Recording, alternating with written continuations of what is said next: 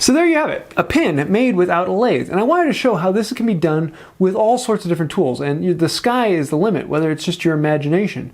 Most people just think about pins as something you turn. And if you don't have a lathe, then you can't make a pin.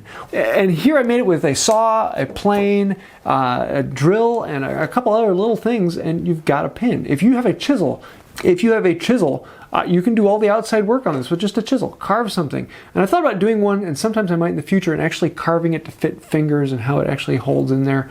I may do that in the future. But this is one that I absolutely love. And it really only takes about 45 minutes to an hour to turn one of these out. A very quick gift idea that is a lot of fun.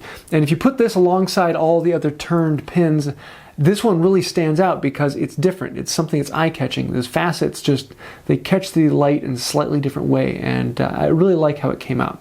So don't be held back by not having the tool you need.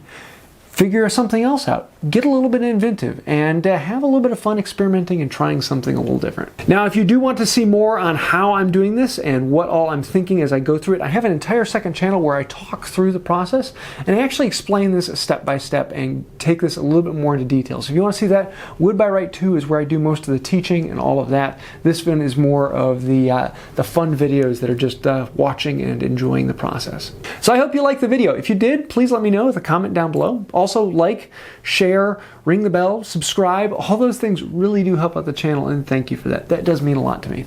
Also, if you do want to take it one step farther, I am on Patreon, and that is one of the best ways to help out the channel monetarily because I don't have any sponsors on this channel. I want to keep it just me and you and what I want to say as opposed to what the sponsors want me to say. So I hope you like that. I think that's about it for today. And until next time, have a wonderful day.